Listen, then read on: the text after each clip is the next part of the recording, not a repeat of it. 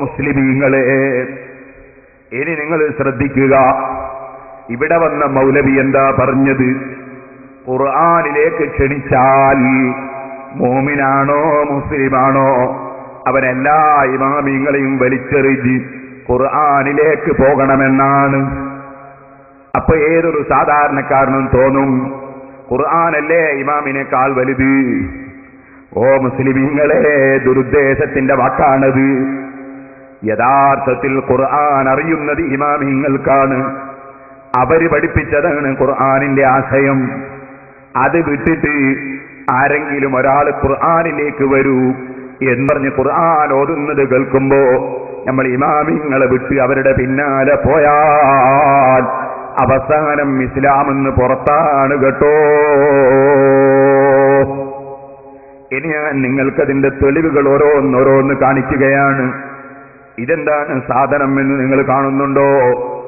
നല്ല തൊപ്പിയും തലപ്പാവും ധരിച്ച് താടിയുള്ളൊരു മനുഷ്യനതാ ഒരു പുസ്തകം വായിക്കുന്ന ഒരു ചിത്രം. ഇതിന്റെ പേരെന്താണ്? ബൈബിളിന്റെ പരിശുദ്ധി. ഖുർആനിന്റെയും ഹദീസിന്റെയും അടിസ്ഥാനത്തിൽ, ഖുർആനിന്റെയും ഹദീസിന്റെയും അടിസ്ഥാനത്തിൽ ബൈബിളിന്റെ പരിശുദ്ധി. ഇതാരാണ് എഴുതുന്നത്? എഴുതുന്നത് ഏതെങ്കിലും ക്രിസ്ത്യാനിയുടെ പേരുള്ളവനല്ല. ഇത് എഴുതുന്നതാരാണ്? എഴുതുന്നത് സഹോദരന്മാരെ ഗയാസുദ്ദീനാണ്. ഗയാസുദ്ദീനാണ് ഇത് എഴുതുന്നത്.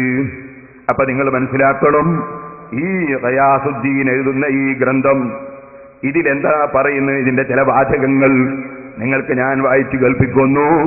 നിങ്ങൾ മനസ്സിലാക്കണം. ആ ഏതെങ്കിലും ഒരു മനുഷ്യൻ വന്ന് ഖുർആനിലേക്ക് വരൂ എന്ന് പറയുമ്പോ ഇമാമിങ്ങളെയും മുൻഗാമികളെയും വലിച്ചെറിഞ്ഞ് അതാണ് ഖുർആൻ എന്ന് മനസ്സിലാക്കി പോയാൽ അവനതാ യഹൂദി മതത്തിലാണ്, നസ്റാനി മതത്തിലാണ്. സംശയം വേണ്ട. വായിക്കട്ടെ, കേട്ടോളൂ. വേദപുസ്തകത്തിന്റെ ആസിക്യത്തെയും മൂല്യത്തെയും എടുത്തു പറയുന്ന ഖുർആനിലെ ഭാഗങ്ങളുടെ ഒരു സംക്ഷിപ്ത രൂപം. ഇതില് 11 പാരഗ്രാഫ്. ഓരോ പാരഗ്രാഫിലും എത്രയോ ആയത്തുകൾ ആണെന്ന് പറഞ്ഞ് കൊടുക്കുന്നുണ്ട്. ഇനി 1-2 ഞാൻ വായിക്കാം, കേട്ടോളി. യഹൂദന്മാരും ക്രിസ്ത്യാനികളും തൗറാത്തിനെയും ഇഞ്ചീലിനെയും അനുസരിക്കണം. മറ്റ് മാർഗദർശനങ്ങളൊന്നും അവർക്കില്ല. 5:65-69 ഖുർആനിലെ 5-ാം അധ്യായത്തിലെ 65 മുതൽ 69 വരെ സൂക്തം പഠിപ്പിക്കുന്നത് അല്ലാഹുവിന്റെ റസൂലിനെ വിശ്വസിച്ച് യഹൂദി ഇസ്ലാമിലേക്ക് വരേണ്ടതില്ലെന്നാണ് പോൽ. അതിനായത്തുദ്ധരിക്കാണ്. ക്രിസ്ത്യാനികൾ അത് യഹൂദന്മാരും ക്രിസ്ത്യാനികളും തൗറാത്തിനെയും ഇഞ്ചീലിനെയും അനുസരിക്കണം. മറ്റ് മാർഗദർശനങ്ങളൊന്നും അവർക്കില്ല. തൗറാത്തും ഇഞ്ചീലും അല്ലാഹുവിന്റെ ഗ്രന്ഥമാണ്. പക്ഷേ അതല്ലല്ലോ ഇപ്പോൾ അതാ ഈ കക്ഷികളെ കൈവശത്തിലുള്ളത്. മുഴുവനും ദുർവ്യാഖ്യാനം ചെയ്ത് തിരിമറി നടത്തിയ ആശയങ്ങളല്ലേ. ആ തൗറാത്തും ഇഞ്ചീലും തന്നെ അതിൽ മുഹമ്മദ് നബി സല്ലല്ലാഹു അലൈഹി വസല്ലമ തങ്ങളെ സംബന്ധിച്ച് അതാ വ്യക്തമായി ശരിയായ തൗറാത്തിലും ഇഞ്ചീലിലും പറഞ്ഞിട്ടുണ്ട്. ആ നബി വന്നാൽ വിശ്വസിക്കണമെന്ന് പറഞ്ഞിട്ടുണ്ട്. അതുകൊണ്ട് ഖുർആൻ പല സ്ഥലത്തും പറയുന്നുണ്ട്, നിങ്ങൾ തൗറാത്തും ഇഞ്ചീലും സ്വീകരിക്കണേ. കാരണം അതിൽ നബിയെ അംഗീകരിച്ച് നബി പറയും പോലെ നടക്കണമെന്ന് പഠിപ്പിച്ചിട്ടുണ്ട്. ആ ഭാഗമൊക്കെ അങ്ങ് മൂടി വെച്ചിട്ട് അവരതാ തൗറാത്തും ഇഞ്ചീലുമല്ലാത്ത വേറെ ഒന്നും അവർക്ക് വേണ്ടതില്ല എന്നല്ലേ ഖുർആൻ ഉദ്ധരിച്ചിട്ട് ഇവരർത്ഥം വെച്ചിരിക്കുന്നത്. ഇനിയും കേട്ടോളൂ. ക്രിസ്ത്യാനികൾ വിശുദ്ധ ഗ്രന്ഥങ്ങളെ വായിക്കുന്നവരാണ്. 2:113, 121, 10:95. ഇനിയും കേട്ടോളൂ. ക്രിസ്ത്യാനികൾ ഇഞ്ചീലിനെ അനുസരിച്ച് വിധിക്കണം. 5:41, 49.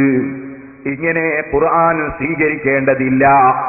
അതേ സ്ഥാനത്ത് ബൈബിള് സ്വീകരിച്ചാൽ മതി എന്നതിന് ഖുർആനിൽ നിന്ന് ആയത്തുദ്ധരിക്കുന്നു. ആര്? മുസ്ലിമിന്റെ പേരുള്ള മനുഷ്യൻ. ഇവിടെയാണ് നിങ്ങൾ ചിന്തിക്കേണ്ടത്.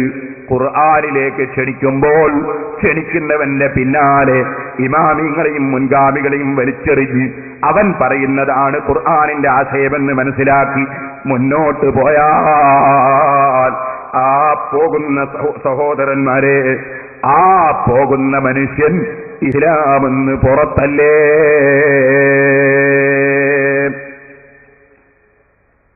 എന്നാൽ ഞാൻ കൊല്ലത്ത് വെച്ച് പ്രസംഗിക്കുമ്പോൾ ഈ അടുത്ത് ഞാൻ അവിടെ കേൾപ്പിച്ച് മറുപടി പറഞ്ഞിട്ടുണ്ട് നമ്മുടെ സെലഫിക്ക്.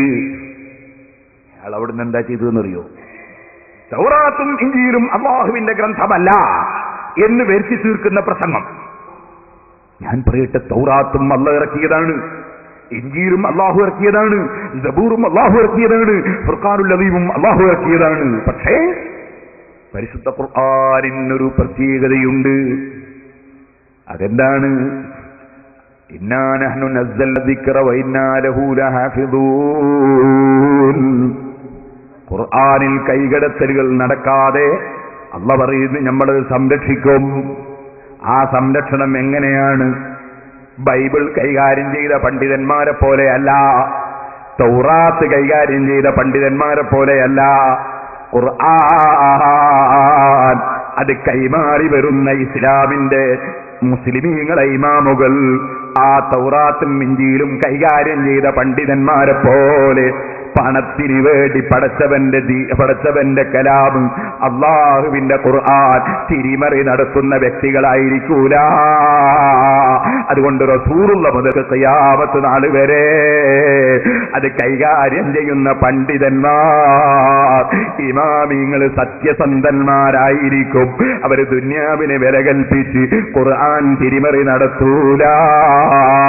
മുസ്ലിം ഉമ്മത്തിൽ അങ്ങനൊരു കാര്യം നടക്കൂല. അതിലൂടെ അല്ലാഹു ഖുർആൻ സംരക്ഷിക്കും. ഈ സമുദായത്തിന് ഇങ്ങനെ ഒരു പ്രത്യേകതയുണ്ട്. ഖിയാമത്ത് നാൾ വരെ ലാ തസാലു ത്വായിഫത്തും മിൻ ഉമ്മത്തി ളാഹിരീന അലൽ ഹഖ്, സത്യത്തിന്റെ മേൽ വെളിവായി വിജയിക്കുന്നവരായി ഈ സമുദായത്തിൽ അതാ ഒരു വിഭാഗത്തെ അല്ലാഹു നിലനിർത്തുമെന്ന് നബി സല്ലല്ലാഹു അലൈഹി വസല്ലം തങ്ങൾ പറയുന്നു. ആ കക്ഷികൾ ആരാണ്?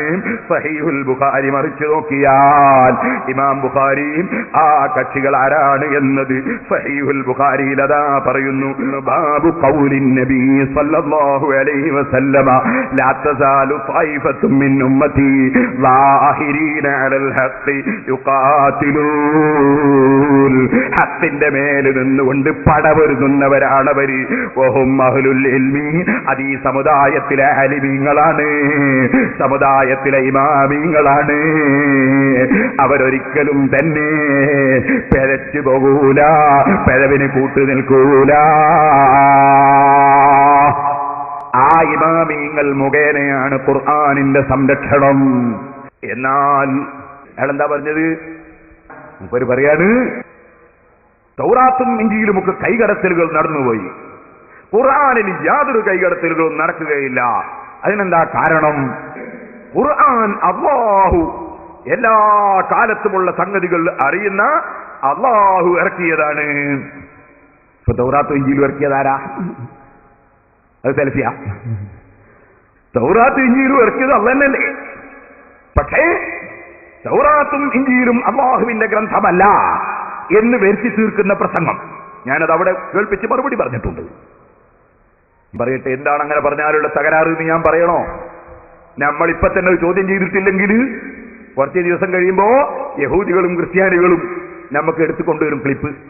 നമ്മളോട് പറയും, കണ്ടോ നിങ്ങളെ മുസ്ലിം പണ്ഡിതൻ അയാളെന്താ പറഞ്ഞത്? ഖുർആനിൽ കൈകടത്തലുകൾ നടക്കാതിരിക്കാൻ കാരണം ഖുർആൻ പടച്ചവനിറക്കിയതായതുകൊണ്ടാണ്. ഇപ്പൊ തൗറാത്ത് ഇഞ്ചീലും പടച്ചവനിറക്കിയതല്ല എന്നല്ലേ നിങ്ങളെ ആശയം? അത് നിങ്ങളെ ഖുർആൻ എന്നെതിരല്ലേ എന്ന് ചോദിച്ചിട്ട് യഹൂദികൾ നമ്മളെ മുമ്പിൽ